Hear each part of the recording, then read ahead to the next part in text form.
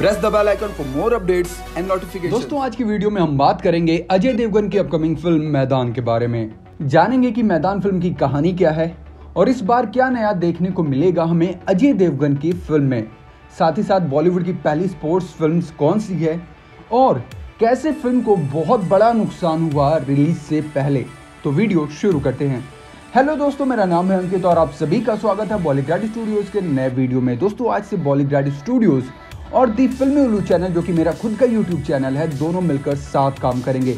तो आप लोगों से रिक्वेस्ट है कि मेरे चैनल दी फिल्मी उल्लू को भी सब्सक्राइब करें और सपोर्ट करें ताकि आप लोगों को अच्छे अच्छे कंटेंट मिलते रहें। दोस्तों अजय देवगन की फिल्म आ रही है मैदान 2020 की अपकमिंग इंडियन हिंदी लैंग्वेज की बायोग्राफिकल स्पोर्ट्स फिल्म है, जिसे डायरेक्ट कर रहे हैं अमित रविंद्र शर्मा। अमित की ये तीसरी फिल्म है और ये जाने जाते हैं अपनी फिल्म बधाई हो के लिए, क्योंकि जिस फिल्म से इन्होंने डेब्यू किया था वो फिल्म तो फ्लॉप रही। उस फिल्म का नाम था तेवर, जो कि कॉपी थी तेलुगु फिल्म ओकाडू की।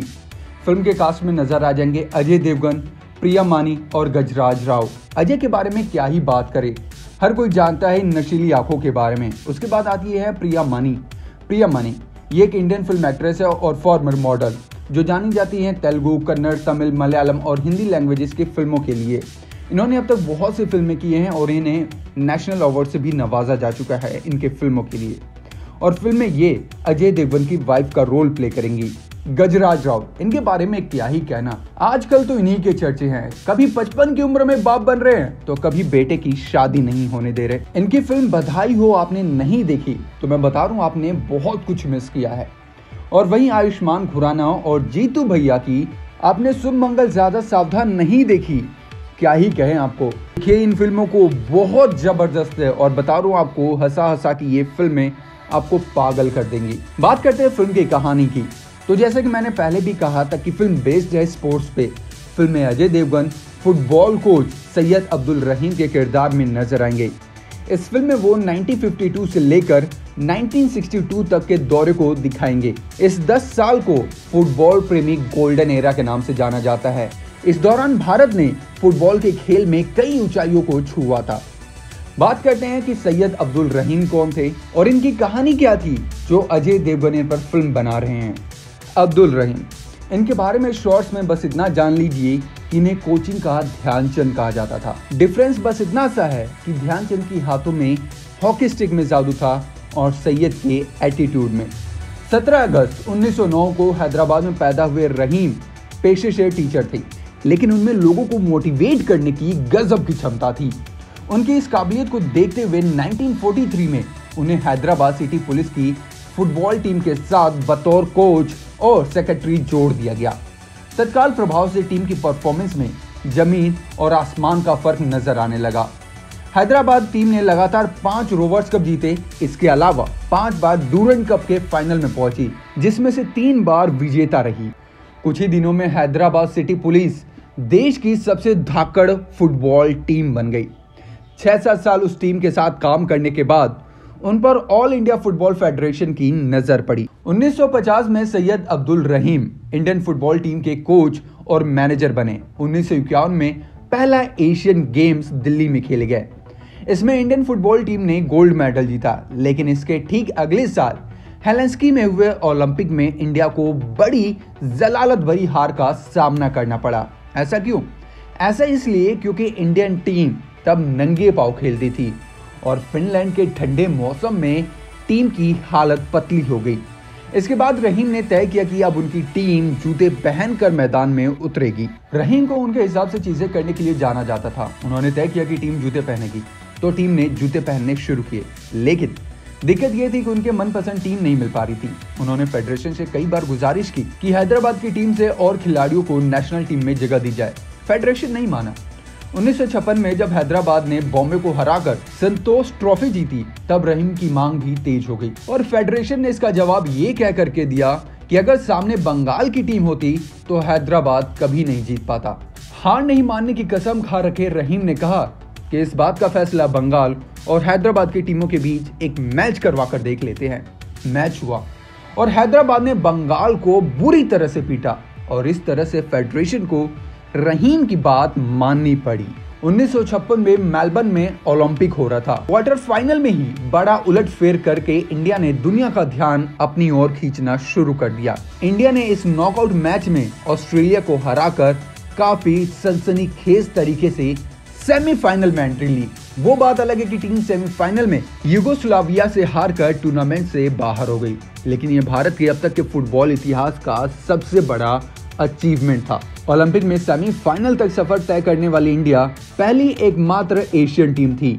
मेलबर्न ओलंपिक के कुछ ही समय बाद रहीम की तबीयत खराब होने लगी। थोड़े टाइम बाद पता चला कि उन्हें लंग कैंसर है। 1962 में एशियन गेम्स जकार्ता इंडोनेशिया में हो रहा था। कैंसर से जंग जारी रखते हुए इस टूर्नामेंट में खेलने के लिए रहीम ने एक बार फिर अपनी टीम इकट्ठी की। टीम सेमीफाइनल में साउथ वियतनाम को कांटे की टक्कर में हराकर दूसरी बार एशिया के फाइनल में पहुंची थी, लेकिन रहीम की तबीयत बिगड़ती जा रही थी। फाइनल में इंडिया को एशिया की सबसे मजबूत टीम साउथ कोरिया से भिड़ना था, लेकिन 2 डिफेंडर चोटिल थे और गोलकीपर फ्लू से जूझ रहा था। ऐसे में साउथ कोरिया को हराना दूर की कौड़ी लग रही थी। जिस टीम का कोच खुद ही कैंसर से लड़ते हुए टीम को मोटिवेट कर रहा था, उसके प्लेयर छोटी मोटी चोट और बीमारियों से थोड़ी डरने वाले थे। तीनों ही खिलाड़ियों ने फाइनल में खेलने का फैसला किया और रिपोर्ट्स की माने तो रहीम फाइनल मैच से ठीक पहले वाली रात अपने खिलाड़ियों को मोटिवेट करने की बजाय उनसे गिफ्ट मांग रहे थे। रहीम ने अपने खिलाड़ियों से कहा, कल आप लोगों से मुझे एक तोहफा चाहिए, कल आप सोना जीत लो। फाइनल शुरू हुआ और इंडिया ने मैच में शुरुआत में ही अपना दबदबा कायम कर दिया। 20 मिनट के भीतर मैच का स्कोर इंडिया 2 और साउथ कोरिया 0 था। जब 90 मिनट खत्म हुए तब फाइनल स्कोर था 2-1, यानी इंडिया ने दूसरी बार एशियन गेम्स में गोल्ड मेडल जीता। लेकिन इस जीत के 2 महीने बाद ही रहीम को टीम के कोच पद से हटाना पड़ा। वजह थी उनकी गिरती तबीयत। सितंबर 1962 में एशियाड खत्म हुआ। नवंबर में रहीम ने कोच पद छोड़ा और इसके 7 महीने बाद 11 जून 1963 को दुनिया छोड़ गए। तो बेसिकली फिल्म की कहानी तब शुरू होगी जब अब्दुल रहीम इंडियन फुटबॉल टीम के कोच और मैनेजर बन जाते हैं, और कहानी तब खत्म होगी जब वो अपने पद को छोड़ते हैं, इस्तीफा देते हैं। दोस्तों, पहली बार अजय देवगन किसी फिल्म में अपनी एज को बढ़ते हुए दिखाएंगे और पहली बार ऐसा होगा कि वो अपने रियल एज में नजर आएंगे। दोस्तों, इंडिया में ऐसी बहुत सी फिल्में बन चुकी है इस कॉन्सेप्ट पे और फुटबॉल पे, और अभी लास्ट फिल्म तो आपने देखी ही होगी, बिगिल। ये एक तमिल लैंग्वेज की फिल्म है जो कि बेस्ड है फुटबॉल पे। फिल्म में लीड रोल में थे विजय, जो वुमेन्स फुटबॉल कोच बनते हैं। इस फिल्म का बजट था 180 करोड़ और फिल्म ने कलेक्शन किया था ओवरऑल 300 करोड़। दोस्तों, बॉलीवुड में देखा जाए तो बहुत सी ऐसी स्पोर्ट्स ड्रामा फिल्में हैं जो ट्रू स्टोरी पे बेस्ड है, जैसे कि दंगल, MS Dhoni, the untold story, उसके बाद गोल्ड, अजहर, भाग मिल्खा भाग और भी बहुत सी। लेकिन अगर बात की जाए कि पहली स्पोर्ट्स ड्रामा फिल्म कौन सी थी, अगर बात करूं इंडिया की, तो इंडिया की पहली स्पोर्ट्स ड्रामा फिल्म थी तैगे तका मगा। ये एक कन्नड़ फिल्म थी जो रिलीज हुई थी 1978 में। और अगर बात करें बॉलीवुड की, तो 1982 में इसी फिल्म का रीमेक बना। फिल्म का नाम था मैं इंतकाम लूंगा। फिल्म में लीड में थे धर्मेंद्र और रीना रॉय। दोस्तों, ये फिल्म रिलीज हो रही है 11 दिसंबर 2020 और पहले ये फिल्म रिलीज हो रही थी 27 नवंबर को। लेकिन ये समय पर आ पाती या नहीं आ पाती ये तो वक्त ही बताता। लेकिन इसकी शूटिंग के लिए बनाए गए सेट बहुत बुरी हालत में हैं। कोरोना वायरस की वजह से हुए लॉकडाउन के बाद ये मैदान अब बंजर पड़ा हुआ है। प्रोड्यूसर्स ने खेल के लिए मैदान हायर किया था, लेकिन इस पर खेलने वाले खिलाड़ी कोरोना वायरस की वजह से मैदान पर नहीं उतर पाए। रिपोर्ट से पता चला है कि प्रोड्यूसर्स इस जमीन के लिए 2 महीने का किराया दे चुके थे। इस मैदान पर फिल्म की शूटिंग 21 मार्च से शुरू होने वाली थी, लेकिन उन्होंने 16 मार्च को ही अपनी फिल्म का सारा काम बंद कर दिया।